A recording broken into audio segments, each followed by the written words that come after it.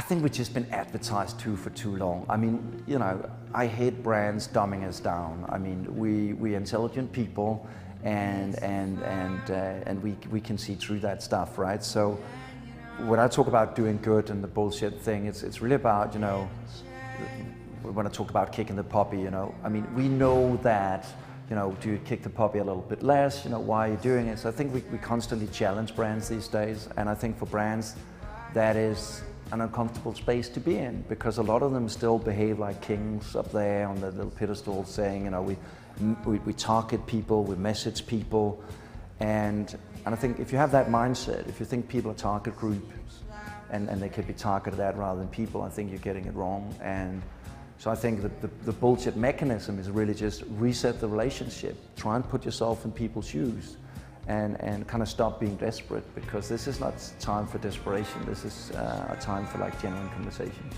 I mean, how was that trust not lost in the first place? I mean, I think quite honestly that brands haven't been paying me very well. I mean, just in terms of the impact, and I mean, can you believe that we live in a world where some of the products that we use on a daily basis have a negative impact on our health and on our environment?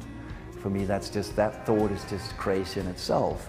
But then apart from that, if you look at how brands market themselves today, it's almost like a very desperate guy at a bar who's just trying to yell to kind of get the women's attention, right? And the more they ignore him, the more he yells. And I think that is really the challenge. I mean, some of the tactics that's being used today in terms of pre-roll ads and pop-ups and all that stuff that the industry should long time ago have said we're not going to do that, it's still pervasive. And I mean, if you look at the number of usage of ad blocker, I think that's quite a clear signal to brands that if you don't live up to our trust, we're just not going to take advertising anymore. Having followed this for so many years now, I think this year was quite a fascinating year, you know, in terms of Confianc being so dominant on this. I just came back from D&AD 2 weeks ago, and I mean, their whole theme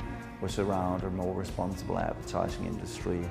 You know, if I look at the campaigns that are being awarded these days, these are campaigns that kind of prove the good advertising point that if you do good for people and planet, it will be good for brand and bottom line. But I think we're at a threshold where you have kind of these brands that are kind of still greenwashing, purpose washing in so many ways, and then you have brands who really get this space and start acting on it. What I'm quite fascinated about today is really some of those kind of emerging brands that you don't really have on your radar right now. If you look at digital, I mean, Uber, Airbnb, all these companies didn't exist, you know, 7 years ago. I think the same thing will happen with kind of the sustainability agenda, that a lot of the companies that will dominate in this space going forward might not be born yet. And that excites me quite a bit. I think it's Dan Tapscott who said, if you're going to be naked, you better be buff. And I think, you know, we as brands, we just need to get used to getting naked. I mean, I talked about how the advertised story was only the tip of the iceberg, and everything underneath the water level, you know, how's the product made, how do you know, treat your staff and all that stuff is becoming increasingly important. And I think we've been kind of caught up in this like snake oil business where we try to blow up, you know, product advantages out of proportions in many ways. And I think what's happening is a deflation of that advertising balloon right now. And so right now we have metrics where we can, you know, measure companies, you know, good on environmental and social efforts. I think that's fascinating, and one of them was the blockchain technology provenance that I talked about. I mean, how amazing is it that we by the click of our phone can like see the whole value chain. We can see the fisherman, we can see the driver who drove it. So I think that's going to change everything for brands.